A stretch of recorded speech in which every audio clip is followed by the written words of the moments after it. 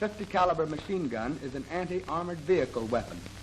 Carried in pack by cavalry units, it affords a ready means of defense against tanks or armored cars. It is a weapon of great power. Using armor-piercing ammunition, its projectiles will penetrate the heaviest armor of such armored vehicles as are likely to be encountered by cavalry. The gun and tripod are a normal weight load for a cavalry pack horse. On the near side, the receiver balances the offside load of the barrel and the tripod. When so packed, the gun has the same mobility as a mounted trooper. The box on top of the load contains spare parts. The ammunition is also carried on pack horses. Each pack animal carries 4 boxes of 100 rounds each. The basic organization for the employment of the .50 caliber machine gun is a squad. A squad consists of a corporal and 6 privates, all mounted. It has 1 gun horse and 2 ammunition horses.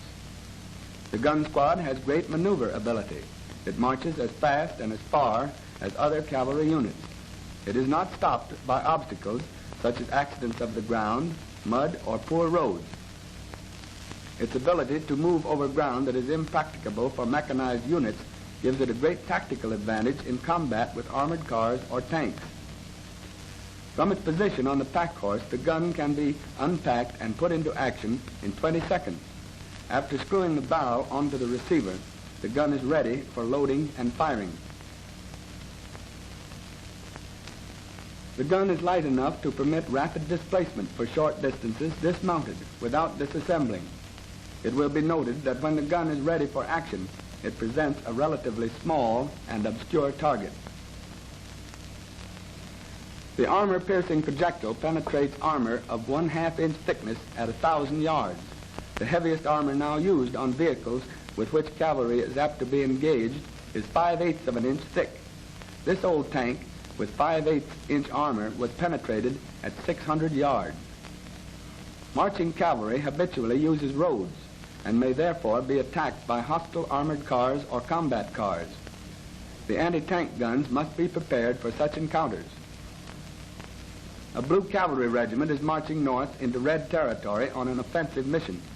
The Reds are known to have mechanized cavalry in the vicinity of Milford, 12 miles north of Lamont, though no Reds have yet been encountered. A troop is detailed as advance guard of the regiment. The troop has attached to it 1 section of 2 .50 caliber machine guns. 1 gun squad is placed at the tail of the advance party and 1 near the head of the support. Such an arrangement gives desirable echelon in depth.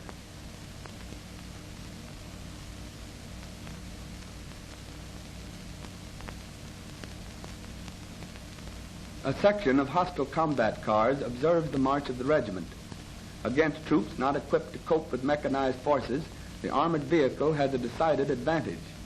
But against trained troops equipped with anti-tank weapons, it is a different story.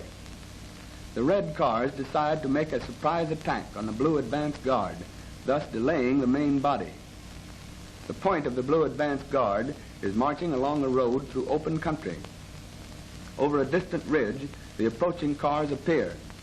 The leading troopers, upon sighting them, give the signal, "Armored cars ahead," and quickly leave the road to dismount under cover. The signal is relayed to the rear by connecting files, while the point deploys to use its rifles against the oncoming cars. If time does not permit the point to fire as the cars go by, it may lay in wait for them in case they come back.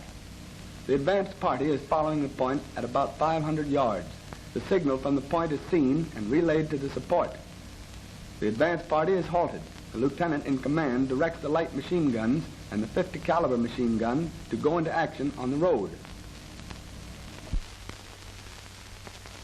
The remainder of the platoon clears the road and takes cover. Here they dismount and prepare to fire on the cars with armor-piercing ammunition. Time in this situation is more important than an ideal gun position. Against hostile cars which are limited to roads, almost any position on the roadside is satisfactory. In a few seconds, the gun is in position, ready to fire up the road when the cars appear. The gun is a relatively small, obscure target. It is sighted on the point at which the cars must come into view. The cars will present a larger target at close range. The element of surprise is now with the .50 caliber gun, for it knows where the cars must appear, but the cars do not know where they are to meet resistance. Having broken through the point's defense, the cars soon appear around a bend in the road, in range of the .50 caliber gun. The gun opens fire on the leading car, using 1 round of tracer to each 3 or 4 rounds of armor-piercing ammunition. Thus the gun is easily kept on the target. In the meantime, the support, following some 600 or 700 yards behind the advance party, receives the relayed signal. The support commander directs the .50 caliber machine gun to go into action on the side of the road. The remainder of the support quickly clears the road and prepares to support the anti-tank gun by rifle and light machine gun fire, while the .50 caliber gun crew place their weapon to command the road to the front, ready to engage the hostile cars in case they break through the fire of the advance party gun.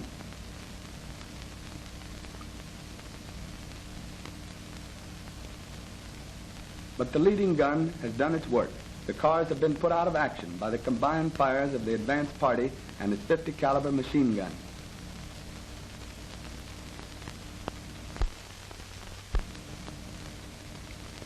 A weapon which can easily penetrate any but the heaviest armor, a weapon which can be packed on 1 horse and which can be put into action from pack in the time that it takes a car going 30 miles an hour to move 300 yards, such a weapon puts a new face on the problem of defense against armored vehicles.